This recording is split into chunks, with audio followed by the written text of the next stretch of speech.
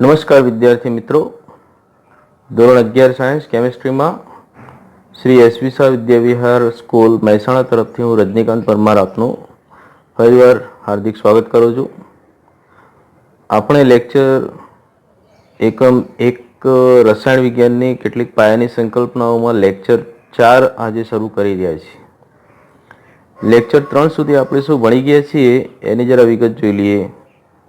ગયા લેક્ચરમાં એટલે લેક્ચર નંબર 3માં આપણે દ્રવ્યના માપનમાં અનિશ્ચિતતા, અર્ધસૂચક અંકો અને પરિમાણાત્મક પૃથ્થકરણ વિશેની માહિતી જોઈ છે, જે તમે લેક્ચર 3માં અભ્યાસ કરજો, જેમાં તમને ખૂબ જ સરસ ગણતરીપૂર્વક માહિતી આપેલી છે.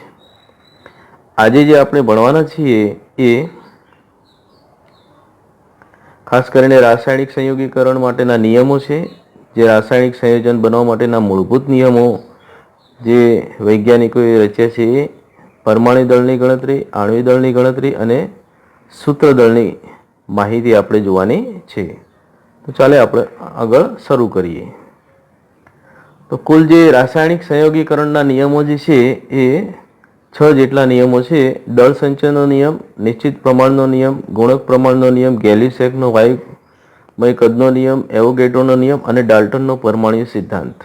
આ 6 નિયમો જે છે એ રાસાયણિક સંયોગીકરણ એટલે કે રાસાયણિક સંયોજન બનાવવા માટેના જે નિયમો છે એ સૌથી પ્રથમ આ નિયમો શોધાયા હતા અને એ ક્યાંક ને ક્યાંક સંયોજન બનાવવા માટે અતિ આવશ્યક નિયમો છે. એટલે કે સંયોજન બનાવવા માટેની શરૂઆત જે છે એ આ નિયમોથી કરી શકાય છે, એવું કહીએ તો ઓછું ગણાશે નહીં. જો કે પરમાણુની શોધ જે છે આ નિયમો પછી થઈ જાય ત્યાં આ નિયમો સુધી તો પરમાણુ અકબંધ જ ગણાયો છે, કારણ કે છેલ્લે ડાલ્ટન એવું જ કીધું છે કે પરમાણુ જે છે અવિભાજ્ય છે, એટલે કે પરમાણુ અંદરથી ક્યાંક તોડી શકાતો નથી એવું એને છેલ્લે કીધેલું છે. આગળ જે લેસન નંબર 2 છે એમાં પરમાણુ વિશેની અધિક સંશોધન આપેલું છે, જેમાં પરમાણુના અંદરની રચના પણ આપણે શીખીશું. પણ અહીંયા ચેપ્ટર નંબર 1 સુધી તો પરમાણુ જે છે એ અવિભાજ્ય છે એવું જ સાબિત થશે. જ્યારે ચેપ્ટર નંબર 2 શરૂ થશે ત્યારે તેમાં, એટલે કે આ ધોરણ 11માં ચેપ્ટર નંબર 2 શરૂ થશે ત્યારે તેમાં જણાશે કે પરમાણુ જે છે એના અંદર પણ કંઈક રહેલું છે. પરંતુ ડાલ્ટનનો અહીંયા જે પરમાણુ સિદ્ધાંત છે છેલ્લો, એવું કહે છે કે પરમાણુ એ અવિભાજ્ય રહેલો છે. તો ચાલો આપણે શરૂ કરીએ. પ્રથમ નિયમ જે છે દળ સંચયનનો નિયમ, જે એન્ટોની લેવોઝિયર નામના રસાયણશાસ્ત્રીએ શોધેલો છે. એન્ટોની લેવોઝિયર એ ખરેખર કેમિસ્ટ્રીનો ભીષ્મ પિતામહ તરીકે ઓળખવામાં આવે છે. અને બીજો નિયમ છે નિશ્ચિત પ્રમાણનો નિયમ, જોસેફ પ્રાઉસ્ટ નામના રસાયણશાસ્ત્રીએ શોધેલો છે. પહેલા આપણે દળ સંચયના નિયમ તરીકે શું આપેલું છે એનું વિધાન જોઈ લઈએ. દળ સંચયનો નિયમ એવું કહે છે, ખરેખર એ ઉર્જા સંરક્ષણનો નિયમ છે, એના જેવો જ નિયમ છે. એન્ટોની લેવોઝિયરે એવું કીધું છે કે દ્રવ્યનું સર્જન કે વિનાશ શક્ય નથી. અહીંયા તમને જણાવેલું છે કે દ્રવ્યનું ક્યારેય સર્જન કરી શકાતું નથી કે વિનાશ શક્ય નથી. અહીંયા એક ઉદાહરણ આપીને સમજીએ કે H2 અને O2 એ બે વાયુઓ ભેગા કરીએ ત્યારે H2O બને છે, એ તો આપણે જાણીએ છીએ. પરંતુ H2O ને ગમે તે રીતે પાછું આપણે H2 અને O2માં કન્વર્ટ કરી શકીએ છીએ, એટલે રૂપાંતરિત છે. કોઈ પણ તત્વના પરમાણુ જ્યારે રાસાયણિક પ્રક્રિયા કરી સંયોજન બનાવે છે ત્યારે એ સંયોજનમાંથી ફરી પાછા એ પરમાણુ છૂટા પડી શકે છે. શરત એ છે કે એના કોન્સન્ટ્રેશન, તાપમાન અને દબાણના જે પરિબળો છે એ પાછા પ્રતિવર્તી રીતે જો મળ્યા હોય તો પાછા કુદરતને મળવા જોઈએ. જો કુદરતમાંથી જો તાપમાન, દબાણ અને કોન્સન્ટ્રેશન આપણે પર્યાવરણમાંથી પ્રક્રિયાને પૂરા પાડેલા હોય ત્યારે એ પ્રક્રિયામાંથી જો લઈ લેવામાં આવે તો એ સંયોજનમાંથી ફરી પાછા આપણને પરમાણુઓ પાછા મળી જાય છે. એટલે અહીંયા એક ચક્ર ચાલ્યા જ કરે છે. એટલે ક્યાંક વધારાનો જથ્થો આપણને પૃથ્વી પર કોઈ પણ પ્રકારના પરમાણુઓનો છે નહીં. જે છે એ પૃથ્વી પર અકબંધ જળવાઈ રહે છે. ક્યાંક એનું રૂપાંતર સંયોજનમાં થઈ શકે છે, પણ એ સંયોજનમાંથી પણ આપણને પરમાણુઓ પાછા મળી જતા હોય છે. એટલે કે ક્યાંક ને ક્યાંક એક ચક્ર જેવું રચાતું હોય છે એ અહીં કહેવા માગે છે કે દ્રવ્ય એ જ્યારે બીજા કોઈ સ્વરૂપમાં ફેરવાય છે ત્યારે એ સ્વરૂપમાંથી ફરી પાછા એના મૂળભૂત સ્વરૂપમાં એના અંદર રહેલા તત્વો છે એ પાછા ફરી જતા હોય છે. ક્યાંક ઉર્જા સંરક્ષણના નિયમમાં પણ આવું જ જોવા મળે છે કે ઉર્જાનું એક સ્વરૂપમાંથી બીજા સ્વરૂપમાં રૂપાંતર થાય છે, પરંતુ ઉર્જાનું સર્જન કે વિનાશ શક્ય નથી.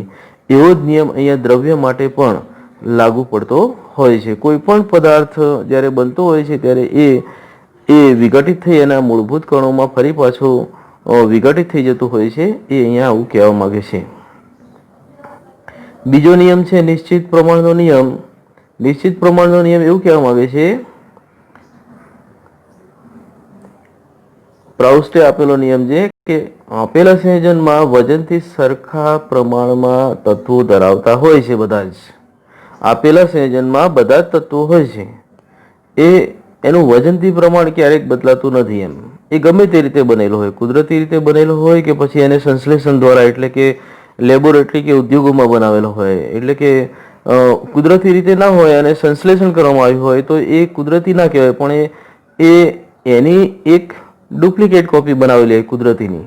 કુદરતી જેવો જ બંધારણ જે છે એ ધરાવતું હોય છે. દાખલા તરીકે એક કેમિકલ અહીંયા આપેલું છે કોપર કાર્બોનેટ, એને આપણે ક્યુપ્રિક કાર્બોનેટ તરીકે પણ CuCO3. CuCO3માં કોપર, કાર્બન અને ઓક્સિજન રહેલા છે. ત્રણેયના અહીંયા કોઠામાં જે કોષ્ટક છે એમાં ટકાવારી આપેલી છે. તો કુદરતી નમૂનો જે એમાં અને સંશ્લેષિત નમૂનો છે એમાં તમે જોશો કે કોપરની ટકાવારી, ઓક્સિજનની ટકાવારી અને કાર્બનની ટકાવારી ક્યાંય બદલાતી નથી. એટલે કે એનું જે વજનથી ટકાવાર પ્રમાણ અહીંયા આપેલું છે ક્યારેય બદલાતું નથી. ઓકે, એટલે એવું કહેવામાં આવે છે કોપર કાર્બોનેટમાં કોપરનો એક, કાર્બનનો એક અને ઓક્સિજનના 3 પરમાણુઓ રહેલા છે અને એનું વજન નિશ્ચિત હોય છે. એટલે આને નિશ્ચિત પ્રમાણ પણ કહી શકાય કે ભાઈ કોપરનો 1 પરમાણુ, કાર્બનનો 1 પરમાણુ, ઓક્સિજનના 3 પરમાણુ. આ એક પ્રમાણ થઈ ગયું નક્કી. 1:3નું પ્રમાણ નક્કી થઈ ગયું કોપર, કાર્બન અને ઓક્સિજનનું. તો આને નિશ્ચિત સંઘટનનો નિયમ પણ કહી શકાય કે કોપર કાર્બોનેટમાં CuCO3 એ અણુસૂત્ર બની શકે એમ. જેમ H2Oમાં Hના 2 અને ઓક્સિજનનો 1 છે, બરાબર.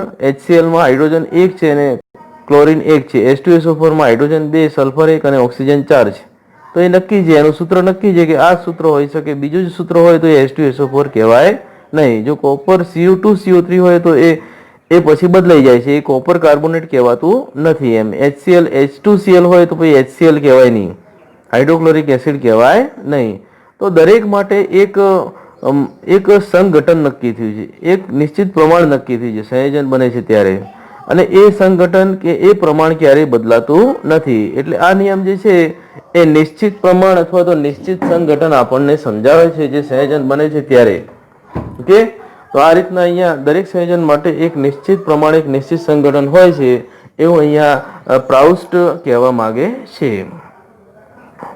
ત્રીજો નિયમ જે ગુણક પ્રમાણનો નિયમ જે જોન ડાલ્ટને આપેલો નિયમ છે, એ એવું કહેવા માંગે છે કે જ્યારે 2 તત્વો સંયોજાઈને એક કરતાં વધારે સંયોજનો બનાવે છે ત્યારે એક તત્વના દળ બીજા તત્વના સંયોજાતા નિશ્ચિત દળ સાથે જોડાય છે. તે નાની પૂર્ણાંક સંખ્યાના ગુણોત્તરમાં હોય છે. અહીં એવું કહેવા માંગે છે કે જ્યારે કોઈ એક તત્વમાંથી, એક તત્વના પરમાણુમાંથી એ જ તત્વ બીજા કોઈ તત્વ સાથે જોડાય છે ત્યારે સંયોજન અલગ અલગ બની શકે છે. પ્રમાણ અલગ અલગ હોઈ શકે છે પણ સંયોજન અલગ અલગ બની શકે છે. દાખલા તરીકે અહીંયા તમને હાઇડ્રોજન અને ઓક્સિજનના સંયોજનો આપેલા છે. તમે જોઈ શકો છો કે હાઇડ્રોજન અને ઓક્સિજનમાંથી 2 ગ્રામ હાઇડ્રોજન H2 લીધેલો છે અને ઓક્સિજન 16 ગ્રામ લીધેલો છે O2. એટલે કે હાઇડ્રોજન જે છે એ લેવામાં આવે છે એના કરતાં અડધો ઓક્સિજન લેવામાં આવે છે, બરાબર. H2 + 1/2 O2 gives H2O. આવી રિએક્શન છે. તો એનું જ્યારે આપણે દળમાં રૂપાંતર કરીએ તો 2 ગ્રામ હાઇડ્રોજન અને 16 ગ્રામ ઓક્સિજન લેવામાં આવે છે. અડધો ઓક્સિજન એટલે 16 ગ્રામ થાય. ત્યારે આપણને પાણીનું અણુ મળે છે જેનું જે દળ છે 18 ગ્રામ છે. હવે એ જ ઓક્સિજન પાછો 32 ગ્રામ જેટલો જોડાય છે. હાઇડ્રોજન આપણે બદલતા નથી, પરંતુ ઓક્સિજન 32 ગ્રામ જેટલો લઈએ છીએ ત્યારે H2 + O2 થઈ જાય છે. H2 + O2. અહીંયા ઓક્સિજન અલગ અલગ પ્રમાણમાં જોડાય છે. એક તત્વનું પ્રમાણ સરખું રાખેલું છે હાઇડ્રોજનનું, જ્યારે ઓક્સિજન એનું પ્રમાણ આપણે બદલીએ છીએ ત્યારે આપણને શું મળે છે? હાઇડ્રોજન પેરોક્સાઇડ મળે છે, H2O2. તો અહીંયા ઓક્સિજનનું પ્રમાણ બદલવાથી પહેલી રિએક્શનમાં આપણને પાણી મળે છે, બીજી રિએક્શનમાં આપણને હાઇડ્રોજન પેરોક્સાઇડ મળે છે. તો અહીંયા અલગ અલગ સંયોજન બને છે, પરંતુ જે ઓક્સિજનનું પ્રમાણ છે એ અહીંયા 1:2 થશે, કારણ કે એક પાણીમાં 16 ગ્રામ છે અને H2O2 જે હાઇડ્રોજન પેરોક્સાઇડ છે એમાં 32, 16:32 એટલે 1:2 થયું છે. તો અહીંયા ઓક્સિજનનું પ્રમાણ બદલવાથી હાઇડ્રોજન સાથે જ રિએક્શન થાય છે, છતાંય આપણને બે અલગ અલગ પ્રકારના સંયોજનો પ્રાપ્ત થઈ શકે છે. જો કે ઓક્સિજનનું અહીંયા પ્રમાણ બદલાય છે, 1:2 નું અહીંયા જોવા મળે છે. ઓકે, એને આપણે ગુણક પ્રમાણનો નિયમ કહીએ છીએ. અહીંયા ઓક્સિજનનું પ્રમાણ જે છે એ ગુણાઈ રહ્યું છે. ઓકે, 16 છે તો 16 નું 32 થઈ રહ્યું છે, તો એને આપણે ગુણક પ્રમાણના નિયમ તરીકે ઓળખીશું. નેક્સ્ટ જે નિયમ જે છે એ ગેલી-સેકનો વાયુમય કદનો નિયમ છે. અહીંયા વાયુના કદ જે છે એ નિશ્ચિત લેવામાં આવે છે અને તેનાથી સંયોજન બને છે એવું અહીંયા કંઈક કહેવા માંગે છે. આપણે અહીંયા એનો નિયમ જોઈ લઈએ કે જ્યારે રાસાયણિક પ્રક્રિયામાં વાયુઓ સંયોજાય અથવા ઉત્પન્ન થાય છે, અહીંયા સંયોજવાની પણ વાત કરી છે અથવા તો ઉત્પન્ન થાય છે, ત્યારે જો વાયુઓ સમાન તાપમાને અને દબાણે હોય તો તેમના કદનો સાદો ગુણોત્તર દર્શાવે છે. અહીંયા શું છે કે એવું કહેવા માંગે છે જ્યારે કોઈ બે વાયુઓ સંયોજાય છે ત્યારે ત્રીજો કોઈ પદાર્થ વાયુ સ્વરૂપે બને છે ત્યારે એ બે વાયુઓના ગુણોત્તર તરીકે જોવામાં આવે છે, સાદો ગુણોત્તર તરીકે. એટલે કે અહીંયા સંયોજન બને છે ત્યારે એ બે જે વાયુઓ છે એનો ગુણોત્તર દર્શાવવામાં આવે છે, એને કંઈ નિગ્લેક્ટ કરવામાં આવતું નથી. એટલે કે અહીં ઉદાહરણ આપેલું છે તમને કે હાઇડ્રોજન વાયુ જે H2 એના 100 ml લઈશું અને ઓક્સિજનના 50 ml લઈશું. અહીંયા 2:1 લેવામાં છે. હાઇડ્રોજનનું બમણું છે અને ઓક્સિજનનું એનાથી 1 ગણું ઓછું છે, ત્યારે પાણી જે છે એની બાષ્પ બને છે. પરંતુ હાઇડ્રોજનનું પ્રમાણ બમણું લેવામાં આવ્યું છે અને ઓક્સિજનનું પ્રમાણ એના કરતાં 1 ગણું ઓછું છે, એટલે 2:1 નું પ્રમાણ લીધેલું છે. જે ગુણોત્તર સાદું ગુણોત્તર દર્શાવે છે. એવું નહીં કે અહીંયા બંનેનું ભેગું દર્શાવે છે. અહીંયા બંનેના કદ જે છે એ સચવાય છે એવું કહેવા માંગે છે કે H2O બને છે ત્યારે H નું અલગ ગણાશે અને O નું અલગ ગણાશે અને બેના ભેગા કદ થઈ પછી અહીંયા પાણીનું કદ બને છે. ઓકે, તો અહીંયા આકૃતિમાં પણ તમને સમજાવ્યું છે કે કદ જે છે એનો ગુણોત્તર તો લઈશું જ, પાણીનું કદ નહીં લઈએ પણ પાણીના કદ કરતાં આનો ગુણોત્તર H નો 2 કદ અને ઓક્સિજનનું 1 કદ લઈએ ત્યારે પાણીના 2 કદ બનશે. પણ અહીંયા હાઇડ્રોજનનું કદ અલગ ગણાશે પેટીમાં અને ઓક્સિજનનું કદ અલગ ગણાશે, એમ એક ગુણોત્તર તરીકે લેવામાં આવતું હોય છે. ઓકે, એવોગેડ્રોનો નિયમ જે છે એ ગણતરીમાં આગળ ખૂબ જ કામ લાગે છે. જે તમને અહીંયા દર્શાવેલું છે કે સમાન તાપમાન અને દબાણે વાયુઓના સમાન કદ સમાન સંખ્યામાં અણુઓ ધરાવે છે. અહીંયા તાપમાન અને દબાણની સમાન પરિસ્થિતિ હોય ત્યારે વાયુનું એક ચોક્કસ કદ લેવામાં આવે ત્યારે એના અંદર એક ચોક્કસ કદમાં એના અણુઓની સંખ્યા પણ સમાન જોવામાં આવે છે. અહીંયા જે છે આને આપણે અહીંયા એક આકૃતિ વડે સમજીએ કે STP એક પરિસ્થિતિ છે. દાખલા તરીકે STP એટલે શું? સ્ટાન્ડર્ડ ટેમ્પરેચર અને પ્રેશર, એટલે એનું શોર્ટ ફોર્મ STP થાય છે. એમાં તાપમાન 273 કેલ્વિન અથવા તો 0 ડિગ્રી સેલ્સિયસ તાપમાન લેવામાં આવે છે. એમાં દબાણ જે છે 1 બાર હોય. આ બંને મૂલ્યો માટે કોઈ પણ આપણે વાયુ માટે જોઈએ તો એના 22.4 લીટર કદ 22.4 લીટર કદ હોય ત્યારે એના અંદર કોઈ પણ અણુનો 1 મોલ ગણીએ, કોઈ પણ વાયુના અણુનો 1 મોલ ગણીએ ત્યારે એના અંદર અણુઓની સંખ્યા 6.022 ગુણ્યા 10⁻23 જ હોય અને એમાં એનું દળ જે છે એ મોલર દળ તરીકે લેવામાં આવશે. કેવું લેવામાં આવશે? મોલર દળ તરીકે.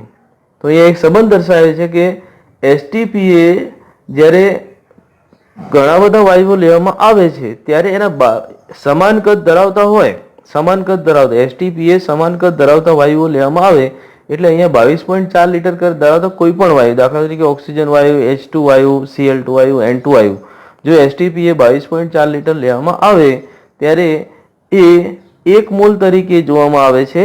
ઓકે, એનો 1 મોલ જ હોય STP.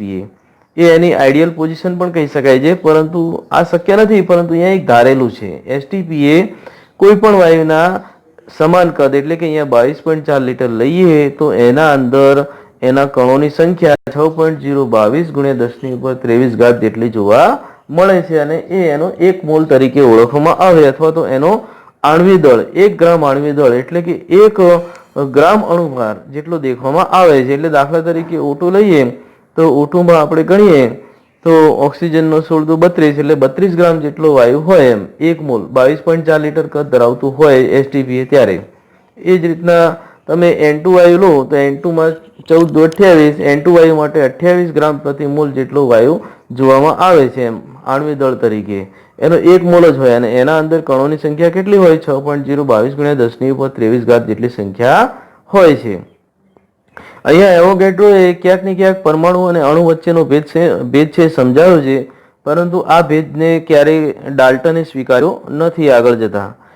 અહીંયા એવોગેડ્રોએ એવું કીધું છે કે પરમાણુ સંયોજાય છે અને અણુ બનાવે છે, એમ બહુપરમાણુય અણુ તરીકે લેવામાં આવે છે. અણુ કેવો છે? બહુપરમાણુય છે.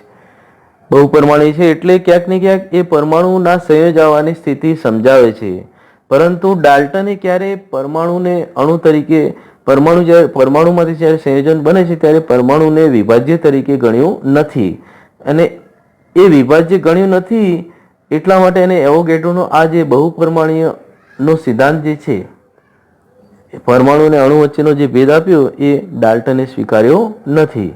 ઓકે, હવે આગળ ડાલ્ટનનો જે પરમાણુ સિદ્ધાંત છે, છેલ્લે જતા અહીંયા ડાલ્ટનનો જે પરમાણુ સિદ્ધાંત છે એ આપણે જોઈ લઈએ કે પરમાણુ સિદ્ધાંતમાં એને કેટલાક જે મુદ્દા એને જનરલમાં જે એને એક જનરલ બનાવી હતી એમાં તારવેલા છે, અને એ એના સિદ્ધાંત તરીકે છેલ્લે અહીંયા પ્રતિપાદિત થયેલા છે. તો અહીંયા જે અલગ અલગ રસાયણશાસ્ત્રીઓ છે એમાં છેલ્લે ડાલ્ટને પોતાના જે સિદ્ધાંતો છે એ કેટલાક મુદ્દાઓ વડે અહીંયા સમજાવેલા છે, જે અહીંયા રજૂ કરેલા છે. એમાં પહેલો મુદ્દો એવું કહે છે કે દ્રવ્ય અવિભાજ્ય પરમાણુઓનું બનેલું છે. ડાલ્ટનનું છેલ્લે એવું કહેવું છે કે દ્રવ્ય અવિભાજ્ય પરમાણુ બનેલું છે, એટલે અહીંયા દ્રવ્યમાં સંયોજન જેવું બનતું હશે, પરંતુ એમાં જે પરમાણુ સંયોજાય છે એ પરમાણુમાં અંદર શું છે એ જાણી શકાતું નથી. પરમાણુ અવિભાજ્ય છે, પરમાણુ જે છે એ ડિવાઇડેડ થઈ શકે નહીં, પરમાણુની અંદર શું છે એની માહિતી મળી શકે નહીં, એવું અહીંયા કહેવા માંગે છે. બીજા મુદ્દામાં જો જઈએ તો બીજો મુદ્દો એવું કહેવા માંગે છે કે આપેલ તત્વના બધા જ પરમાણુઓ સમાન ગુણધર્મ ધરાવે છે, જેમાં સમાન દળનો પણ સમાવેશ થાય છે. જુદા જુદા તત્વોના પરમાણુ દળ જુદા જુદા હોય છે. આ માહિતી એને આપી છે, આગળ જતા ખૂબ જ કામ લાગે છે. કે બીજા મુદ્દામાં એવું સમજાવે છે કે પરમાણુ તત્વ જે છે એક જ પરમાણુનો બનેલો છે એવું સમજાવે છે. એટલે આવર્તક કોષ્ટક અહીંયા દેખી શકાય છે કે તમને 118 તત્વો જે આપેલા છે એમાં બધા જ તત્વોના પરમાણુઓ, બધા જ તત્વો છે એ ઇન્ડિવિજ્યુઅલ એક તત્વ ગણીએ તો એક જ પ્રકારના પરમાણુ ધરાવે છે. દાખલા તરીકે હાઇડ્રોજનની વાત કરીએ તત્વ, તો હાઇડ્રોજન તત્વનો એક જથ્થો લઈએ તો એમાં ખાલી હાઇડ્રોજન પરમાણુ હોય, બીજા કોઈ લિથિયમ કે બેરિલિયમ ના હોય. ક્લોરીન હોય તો ક્લોરીનના જ પરમાણુ હોય, ક્લોરીન તત્વનો જથ્થો લઈએ તો એ એવું સમજાવે છે કે એ એમના દળ પણ સમાન હોય. દરેક Cl મૂકેલા હોય ત્યારે એનું દળ પણ સમાન હોય છે, કોઈ પણ બીજું તત્વ એમાં ભાગ લેતું નથી. એક તત્વ જે છે એક જ પ્રકારના પરમાણુથી બનેલો છે, ઇન શોર્ટ એવું કહેવા માંગે છે. ત્રીજો મુદ્દો અહીંયા લઈએ, જ્યારે જુદા જુદા તત્વોના પરમાણુ કોઈ નિશ્ચિત પ્રમાણમાં ગુણોત્તરમાં જોડાય છે જ્યારે સંયોજન બને છે. આપણે અગાઉ પણ જે છે એ નિશ્ચિત પ્રમાણના નિયમમાં જોયું છે કે H2 + O2 એ નિશ્ચિત પ્રમાણ છે. જ્યારે પાણી બને છે ત્યારે હાઇડ્રોજનનું 2 પ્રમાણ છે, જ્યારે ઓક્સિજનનું એનાથી અડધું એટલે 1 પ્રમાણ છે. H2 અને O2 2:1 પ્રમાણમાં જોડાય છે, નિશ્ચિત પ્રમાણ છે. ઓકે, ત્યારે આપણને H2O મળે છે, એ અહીંયા સમજી શકાય છે. કોપર કાર્બોનેટમાં Cu નો 1, કાર્બનનો 1 અને ઓક્સિજનના 3, 1:3 આ જે નિશ્ચિત પ્રમાણ છે એમાં કોપર કાર્બોનેટ સંયોજાય છે, ત્યારે કોપર કાર્બન અને ઓક્સિજન સંયોજાય છે ત્યારે જ આપણને ક્યુપ્રિક કાર્બોનેટ મળે છે. બાકી વધારે પ્રકારના પરમાણુ એમાં જોડાય તો આપણને ક્યુપ્રિક કાર્બોનેટ ના મળે, પરંતુ એનાથી તદ્દન અલગ સંયોજન મળે છે.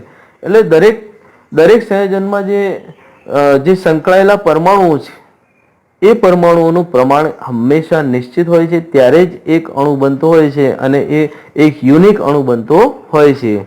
બીજો અણુ એ બીજો જ કહેવાય છે, એ બીજા કરતાં અલગ જ હોય છે, એનું પ્રમાણ હંમેશા અલગ જ પ્રકારનું હોય છે. એટલે દરેક જે આપણે માણસોમાં ગણીએ કે દરેકના એક પરિવારમાં બધાના નામ અલગ છે, બધાના દેખાવ અલગ છે, એવી રીતે ક્યારે અણુની વાત કરીએ તો અણુમાં પણ આવું જ જોવા મળતું હોય છે. દરેક અણુ માટે એના પરમાણુઓનું જે પ્રમાણ છે એ નિશ્ચિત રીતે થયેલું હોય છે.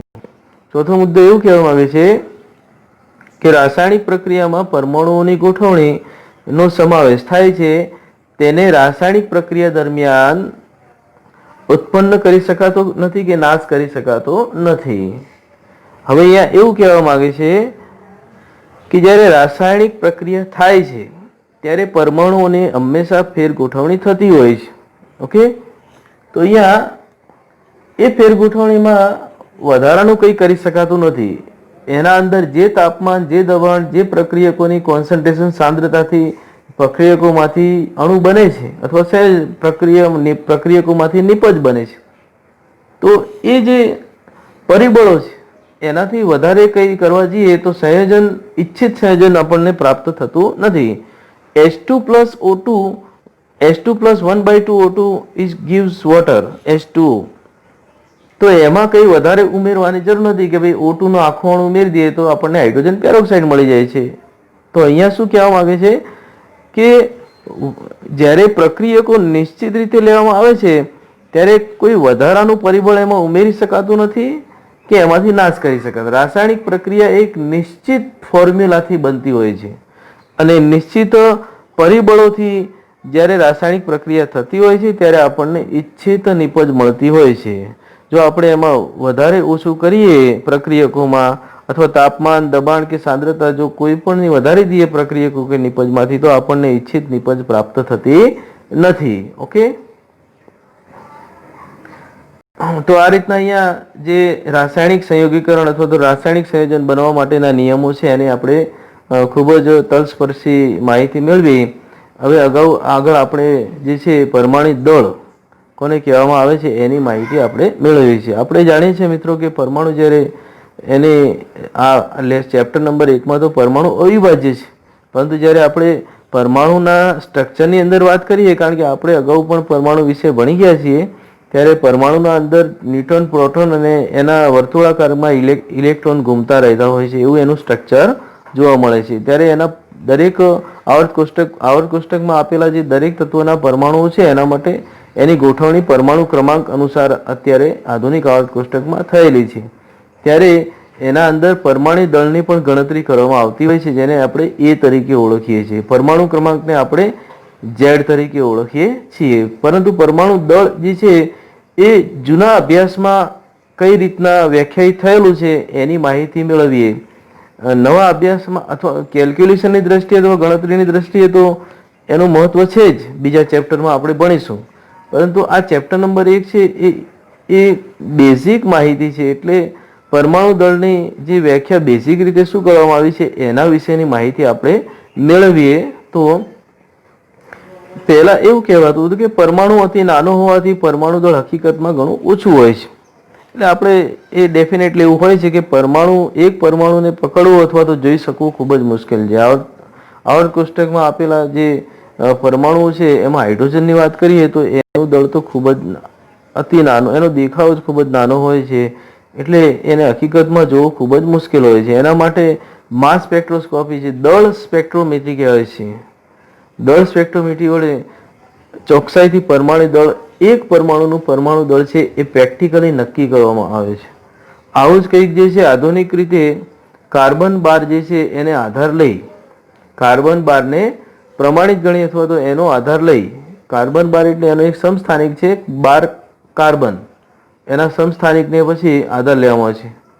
આ કાર્બન પરમાણુનો એક સમસ્થાનિક છે. સમસ્થાનિક એટલે એમાં પરમાણુ ક્રમાંક બદલાય નહીં, પરંતુ પરમાણુ દળ બદલાય છે. આપણે એને સમસ્થાનિક કહીએ છીએ.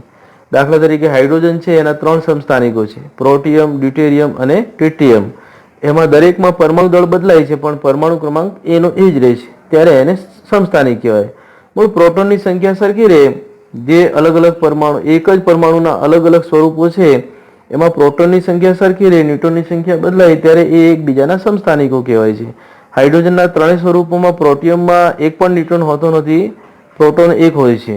ડ્યુટેરિયમમાં એક પ્રોટોન એક ન્યુટ્રોન અને ટ્રિટિયમમાં એક પ્રોટોન બે ન્યુટ્રોન હોય છે. એ રીતે જોઈએ તો હાઇડ્રોજન જે પ્રોટિયમ છે એનો જે પરમાણુ દળ છે એ એક કહેવાય છે, ડ્યુટેરિયમનો 2 અને ટ્રિટિયમનો 3 કહેવાય છે. એ જ રીતના કાર્બનના પણ કાર્બન 12, કાર્બન 13 અને કાર્બન 14 આ રીતના 3 સમસ્થાનિકો આપેલા છે. એમાં મૂળભૂત રીતે અહીંયા કાર્બન 12 જે છે, જેનો પરમાણુ દળ 12 છે, એવો સમસ્થાનિક લેવામાં આવ્યો હતો અને એના આધારે એટોમિક માસ યુનિટ એકમમાં એનો પરમાણુ દળ જે છે નક્કી કરવામાં આવ્યો. એનો પરમાણુ દળ નક્કી કરવામાં આવ્યો અને એના આધારે પછી બીજા પરમાણુ દળો નક્કી થયા છે. એટલે મૂળભૂત રીતે જે 12 કાર્બન સમસ્થાનિક છે કાર્બનનો, એનું દળ નક્કી કરી અને પછી બીજા તત્વોના પરમાણુ માટે એનો પરમાણુ દળ શોધવામાં આવ્યો છે. આવત કોષ્ટકમાં બધા જ જે પરમાણુ છે એનો પરમાણુ દળ કાર્બનના આધારે નક્કી થયેલો છે.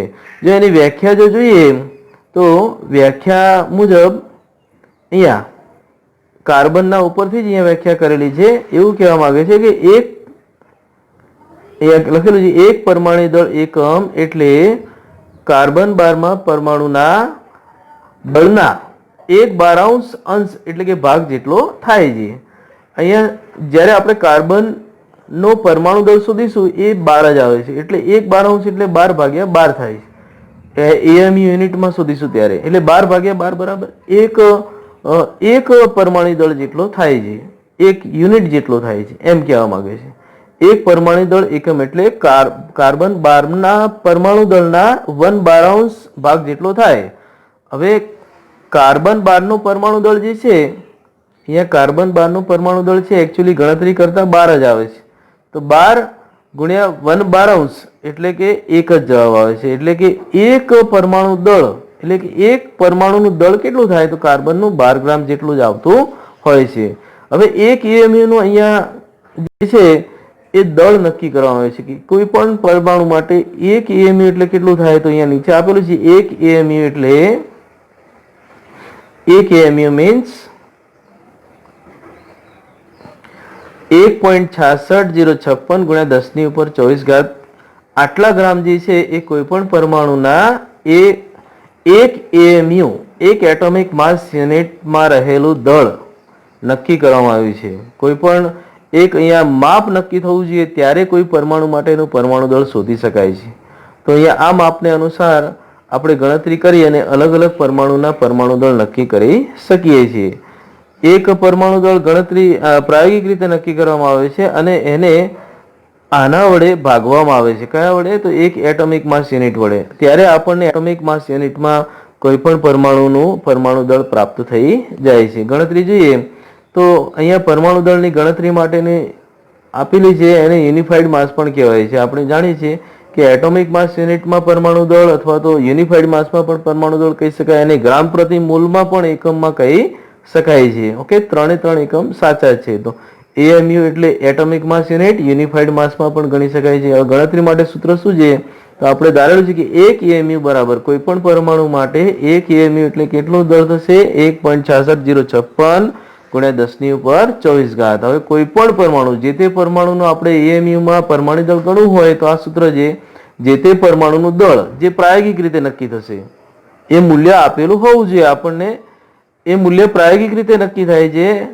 એ જે તે પદ્ધતિથી આપણે કહીએ કે દળ સ્પેક્ટ્રોસ્કોપી વડે ગણી શકાય છે અને એના વડે નક્કી થયેલું જે દળ છે એને આ જે દળ છે એક એએમયુનું દળ છે એના વડે ભાગવાનું છે. તો નીચે અહીંયા આપેલું છે તમને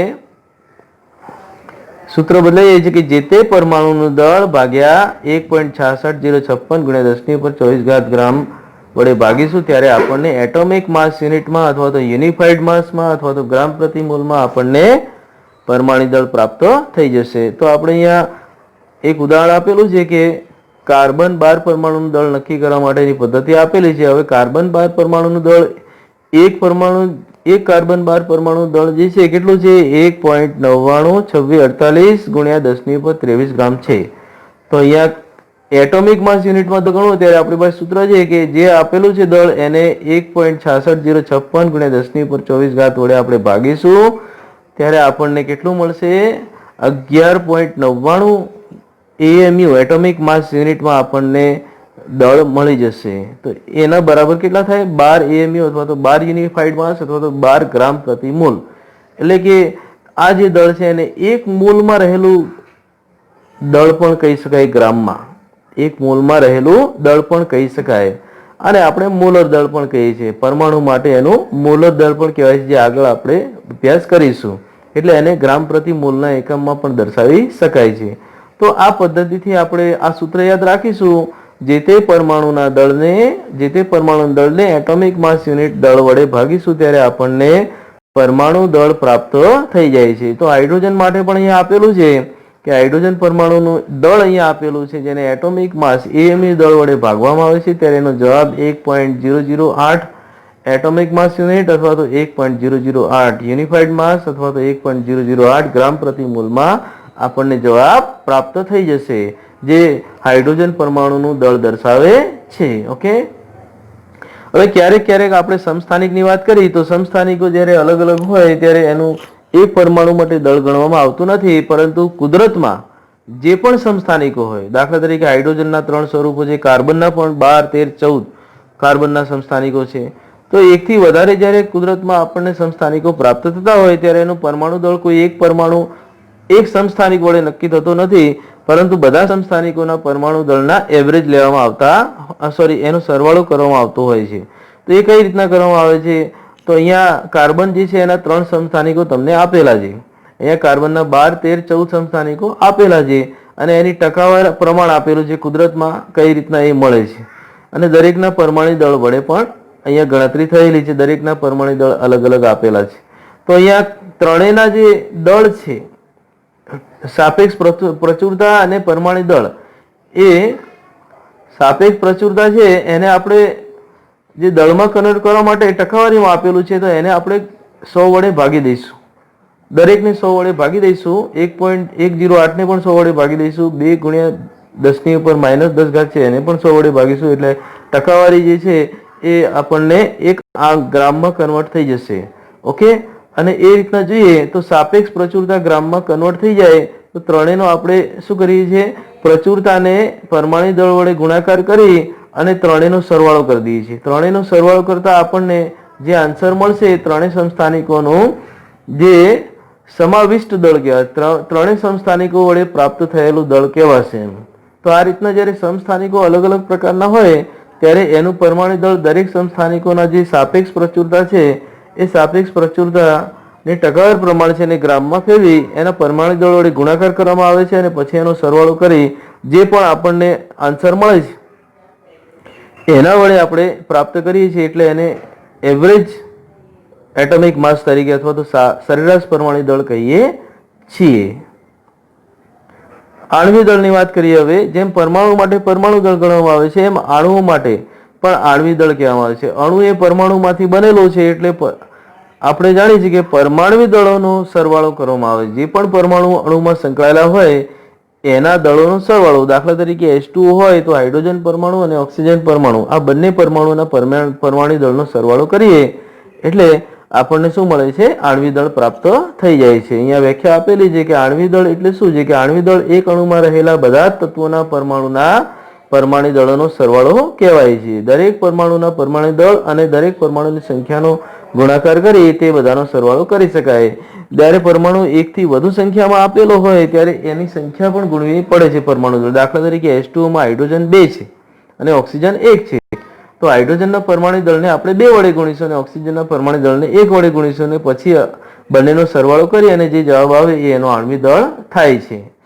ઉદાહરણ જોઈ લઈએ. અહીંયા ઉદાહરણ તરીકે મિથેન આપેલું છે, તો અહીંયા મિથેનમાં જોઈ શકાય છે CH4 ફર્સ્ટ નંબર અહીંયા આપેલું છે. CH4 માં તમે જોયું કે કાર્બનનું પરમાણુ દળ અને હાઇડ્રોજનનું પરમાણુ દળ, પણ હાઇડ્રોજનમાં 4 હાઇડ્રોજન છે એટલે 4 મૂકવા પડે, 4 પરમાણુ દળ વડે ગુણવા પડે છે. એ જ રીતના કાર્બનનું પરમાણુ દળ જે છે 12.011, જે તમને અહીંયા આ જે પ્રેઝન્ટેશન છે એમાં છેલ્લે આવર્ત કોષ્ટકમાં રહેલા દરેક પરમાણુના પરમાણુ દળ ગણતરી કર્યા બાદ જે આપેલા છે એનો કોઠો આપેલો છે, એ બરાબર જોઈ લેજો તમે. અને અહીંયા એ જોતા કાર્બનનું પરમાણુ દળ સીધે સીધું અહીંયા મૂકેલું છે 12.011 અને હાઇડ્રોજનનું પરમાણુ દળ આપણે અગાઉ ગણતરી કરી છે 1.008 જેટલો આવે છે. અહીંયા અપૂર્ણાંક સંખ્યા મૂકવા આવે છે, ખરેખર તો રાઉન્ડ ફિગર સંખ્યા મૂકીને પણ ગણી શકાય છે.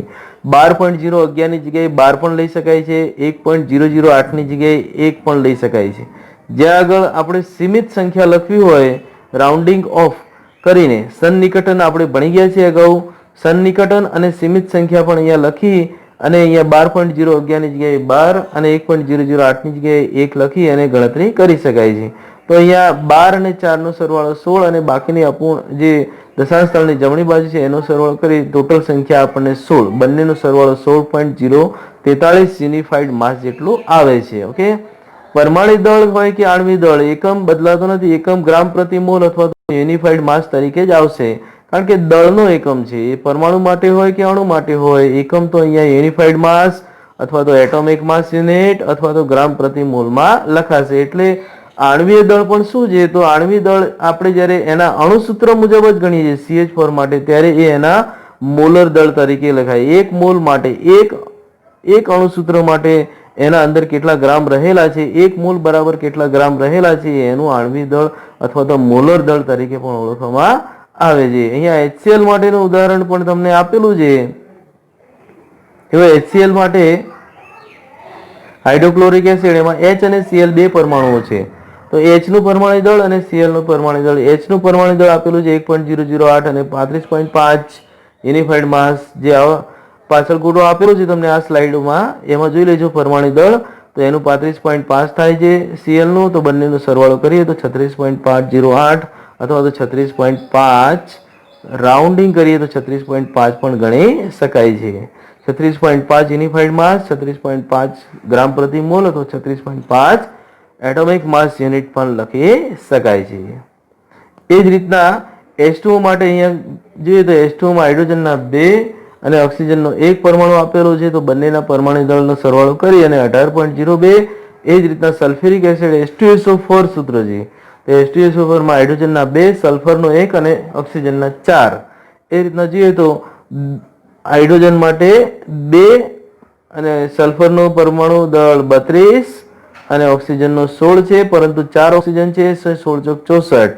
તો એ રીતના જોઈએ તો ત્રણેયનો સરવાળો અહીંયા જોઈ લઈએ તો 2 + 32 + 64, ત્રણેયનો સરવાળો 98 યુનિફાઈડ માસ અથવા તો 98 ગ્રામ પ્રતિ મોલ અથવા તો 98 એટોમિક માસ યુનિટ વડે ઓળખાશે. તો આ રીતના આણ્વિક દળની ગણતરી, પરમાણુ દળની ગણતરી પણ આપણે જોઈએ. આણ્વિક દળ કઈ રીતના ગણાય, તો પરમાણુઓના દળ જે છે એનો સરવાળો જ નક્કી કરવામાં આવે છે, એના પરથી જ આણ્વિક દળ આપણને પ્રાપ્ત થઈ જાય. આ રીતના કોઈ પણ અણુ માટે તમે જ્યારે એનું પરમાણુ દળ જાણતા હો ત્યારે એના પરથી તમે આસાનીથી દરેક પરમાણુના પરમાણુ દળનો સરવાળો કરી અને એ અણુ માટે એનું આણ્વિક દળ તમે એટોમિક માસ યુનિટ અથવા તો યુનિફાઈડ માસ અથવા તો ગ્રામ પ્રતિ મોલ ત્રણેક એકમમાંથી કોઈ એક એકમમાં આણ્વિક દળ દર્શાવી શકો છો. એકદમ સિમ્પલ ગણતરી છે.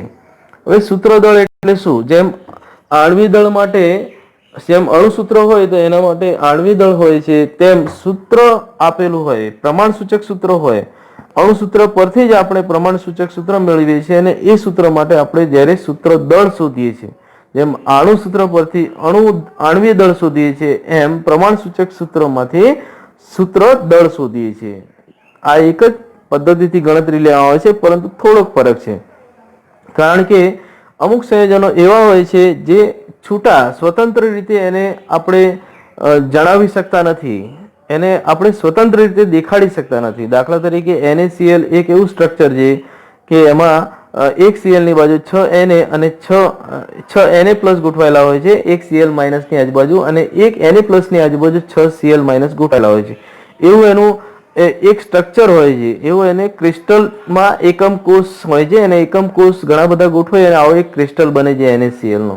NaCl એ આયનિક પ્રકારનો ઘન છે મિત્રો, અને એમાં એની ગોઠવણી જે છે સ્વતંત્ર રીતે NaCl આવી રીતે છૂટી દર્શાવી શકાતી નથી. એનું એક ચોક્કસ પ્રકારનું બંધારણ છે, જેમાં એક Cl- ની આજુબાજુ 6 Na+ અને એક Na+ ની આજુબાજુ 6 Cl- એવી એક યુનિક ગોઠવણી છે. એ યુનિક ગોઠવણીને ક્યારેય NaCl વડે દર્શાવી શકાતું નથી. તો અહીંયા NaCl સૂત્ર માટે આનું પ્રમાણ સૂચક સૂત્ર કેવી રીતે નક્કી થાય? તો એને એક યોગ્ય સંખ્યા વડે ભાગવી પડે. તો NaCl ને આપણે કઈ સંખ્યા વડે ભાગીશું? તો NaCl માટે આપણે એનું પ્રમાણ નક્કી કરવું હોય તો Na માટે પણ 1 અને Cl માટે પણ 1 છે. બંનેનું પ્રમાણ કેવું છે? 1:1 છે. તો NaCl ના આખા સૂત્રને 1 વડે ભાગીએ તો એનો જવાબ NaCl જ આવશે. એમ Na માટે પણ 1 અને Cl માટે પણ 1. તો આવી રીતે દરેક જે પ્રમાણ સૂચક સૂત્ર શોધવા હોય તો અણુસૂત્રને કોઈ એક યોગ્ય સંખ્યા વડે ભાગવા પડે, ત્યારે આપણને એનું પ્રમાણ સૂચક સૂત્ર મળે છે. અને એ પ્રમાણ સૂચક સૂત્ર શોધ્યા પછી એનું જેમ આણ્વિક દળ શોધીએ છીએ, દરેક પરમાણુનું દળનો સરવાળો, એવી રીતે સૂત્ર દળ પણ શોધવામાં આવે છે. આણ્વિક દળ શોધવાની પદ્ધતિ એ જ સૂત્ર દળ શોધવા માટે પણ કામ લાગતી હોય છે. પરંતુ અહીંયા ફરક એટલો છે કે અણુસૂત્ર જે છે એને યોગ્ય સંખ્યા વડે ભાગો ત્યારે આપણને પ્રમાણ સૂચક સૂત્ર મળે છે. એટલે પ્રમાણ દર્શાવતું સૂત્ર મળે છે. દરેક પરમાણુ, અણુમાં રહેલા દરેક પરમાણુઓનું એક પ્રમાણ નક્કી થઈ જાય છે અને એના વડે દર્શાવતું સૂત્ર જે એ પ્રમાણ સૂચક સૂત્ર કહેવાય છે. અને પછી એનું જે દળ ગણવામાં આવે છે એ સૂત્ર દળ તરીકે નક્કી કરવામાં આવતું હોય છે. અહીંયા NaCl નું દળ તમને ગણીને નક્કી કરવામાં Na અને Cl બંનેને 1 વડે ભાગતા 1:1 નું પ્રમાણ આવે છે. એટલે અહીંયા Na નું દળ અને Cl નું દળ લેવામાં આવતું હોય છે. સોડિયમ નું પરમાણુ દળ અને Cl નું પરમાણુ દળ. હવે અહીંયા તમે જુઓ તો Na નું પરમાણુ દળ જે છે એ કેટલું થાય? તો Na નું પરમાણુ દળ 23, Na નું પરમાણુ દળ 23 અને Cl નું પરમાણુ દળ 35.5 જેટલું આવે છે. બંનેનો સરવાળો કરીએ એટલે આપણને 58.5 યુનિફાઈડ માસમાં NaCl નું સૂત્ર દળ મળે છે. મિત્રો, દરેક જે સૂત્ર છે અણુસૂત્ર, એને 1 વડે ભાગવાથી કઈ પ્રમાણ સૂચક સૂત્ર મળતું નથી. ક્યારેક ક્યારેક કોઈ સૂત્ર એવું હોય છે જ્યારે એને 2 વડે ભાગવા પડે, ક્યારેક 3 વડે પણ ભાગવા પડે. જે પણ સંખ્યા જે છે જે પણ સંખ્યા છે એ યોગ્ય રીતે નક્કી કરવી પડે છે. બીજું એક ઉદાહરણ જોઈ લઈએ ત્યારે ખબર પડશે તમને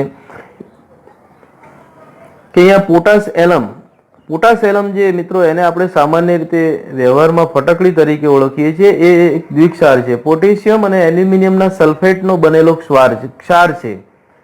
ઓકે, એનું સૂત્ર શું છે? તો અણુસૂત્ર પહેલા જોઈ લે કે અણુસૂત્ર એનું શું છે. તો એનું અણુસૂત્ર આ રીતના અહીંયા દર્શાવેલું છે K2SO4 Al2SO4 thrice into 24 of H2 અને એનું આણ્વિક દળ 948 ગ્રામ પ્રતિ મોલ છે. અહીંયા મિત્રો આણ્વિક દળ ગણેલું છે, સૂત્ર દળ નથી. અહીંયા K2SO4 અને Al2SO4 thrice એટલે કે પોટેશિયમ સલ્ફેટ અને એલ્યુમિનિયમ સલ્ફેટ ભેગા થઈ અને પાણીમાં જ્યારે મિશ્ર કરવામાં આવે છે ત્યારે એનો દ્વિક્ષાર બને છે. આને ડાયસોલ્ટ પણ કહેવામાં આવતો હોય છે. અને આનું નામ છે એ પોટાશ એલમ છે. પોટાશ એલમ અથવા તો ફટકડી તરીકે ઓળખવામાં આવે. પોટાશ એટલે અહીંયા પોટેશિયમ એક તત્વ તરીકે રહેલો છે અને એલ્યુમિનિયમ બીજા તત્વ તરીકે, એટલે પોટાશ એલમ તરીકે ઓળખવામાં આવે છે. પોટાશ એલમ દ્વિક્ષાર એનું આખું નામ છે. હવે એનું અહીંયા આણ્વિક સૂત્ર અને આણ્વિક દળ આપણે જોઈ ગયા. હવે એનું પ્રમાણ સૂચક સૂત્ર કેવી રીતના નક્કી થાય? તો તમે આણ્વિક સૂત્ર જોશો તો તમે દરેક જે K છે, સલ્ફર છે, ઓક્સિજન છે, તો દરેકને આપણે 2 વડે ભાગીએ તો જ આપણને પ્રમાણ સૂચક સૂત્ર મળે છે. તો આ આખા સૂત્રને આપણે 2 વડે ભાગી દઈએ અણુસૂત્રને, તો આપણને એનું એક પ્રમાણ નક્કી થઈ જાય છે. પોટેશિયમનું 1 છે, એલ્યુમિનિયમનું 1 પ્રમાણ નક્કી થઈ જાય છે. સલ્ફરનું જે છે અહીંયા કુલ 4 સલ્ફર આપેલા છે, તો એનું સલ્ફેટ તરીકે જોઈએ તો કુલ 4 સલ્ફેટ આપેલા છે, તો એને 2 વડે ભાગીએ તો આપણને સલ્ફેટ 2 મળી જાય છે. એટલે SO4 સલ્ફેટ કહેવાય છે. SO4 એટલે સલ્ફેટ, આખો અહીંયા આયન છે, ઋણ આયન તરીકે સલ્ફેટ તરીકે SO4 -2 તરીકે એને સલ્ફેટ કહેવામાં આવે છે. એ જ રીતના 24 H2O છે, તો એને 2 વડે ભાગીએ તો 12 થઈ જાય. બીજી કોઈ સંખ્યા વડે આને ભાગી શકાતા નથી. એટલે આખા સૂત્રને 2 વડે ભાગતા આપણને પ્રમાણ સૂચક સૂત્ર કયું મળે છે? K2SO4 Al2SO4 thrice 24 of H2O નું પ્રમાણ સૂચક સૂત્ર K into Al into SO4 twice into 12 of H2O. આ આખા અણુસૂત્રને આપણે 2 વડે ભાગીએ છીએ ત્યારે આવું આપણને પ્રમાણ સૂચક સૂત્ર મળે છે. કયું? K into Al SO4 twice into 12 of H2O. હવે આ જે પ્રમાણ સૂચક સૂત્ર મળ્યું એને જેમ આણ્વિક દળ શોધવામાં આવે છે એ જ રીતે અહીંયા ગણતરી તમને નીચે દર્શાવેલી છે. દેખો, જેટલા પણ K છે એની ગણતરી, જેટલા પણ Al છે એના પરમાણુ દળ, જેટલા પણ સલ્ફર છે એની, જેટલા પણ ઓક્સિજન છે એની અને જેટલા H છે એના પરમાણુ દળ અહીંયા દર્શાવવા પડે છે. અહીંયા ડાયરેક્ટ 948 ને 2 વડે ભાગીએ તો પણ આપણને 474 જવાબ મળે છે. પરંતુ એ ગણતરી કરતા આપણને સૂત્ર દળ કેટલું મળશે? તો આ ગણતરી કરતા દરેકના પરમાણુ દળ મુકતા 474 ગ્રામ પ્રતિ મોલ અથવા તો ગ્રામ પ્રતિ સૂત્ર દળ આપણને આન્સર મળે છે, જે પોટાશ એલમનું સૂત્ર દળ દર્શાવે છે. તો આ રીતના અહીંયા કોઈ યોગ્ય સંખ્યા વડે આપણે અણુસૂત્રને ભાગીએ છીએ ત્યારે એનું પ્રમાણસૂચક સૂત્ર મળે છે અને એના એના અંદર રહેલા પરમાણુના દળોની ગણતરી કરીએ છીએ તો આપણને સૂત્ર દળ પ્રાપ્ત થતું હોય છે. ઓકે, તો અહીંયા તમને પરમાણુ ક્રમાંકની દરેક આવર્ત કોષ્ટકના જે તત્વો છે એની માહિતી પણ આ કોઠામાં આપેલી છે. મિત્રો જોઈ લેજો તમે. ઓકે, તો અહીંયા લેક્ચર પૂરો થાય છે. આ ચેનલ જે છે, જો લેક્ચર ગમ્યો હોય તો એને લાઈક અને સબસ્ક્રાઇબ કરવાનું ભૂલતા નહીં. ઓકે, તો નેક્સ્ટ લેક્ચરમાં આપણે જે છે મૂળ સંકલ્પના વિશે ભણીશું. તો ત્યાં સુધી આ જે લેક્ચર છે એનો અભ્યાસ તમે કરજો.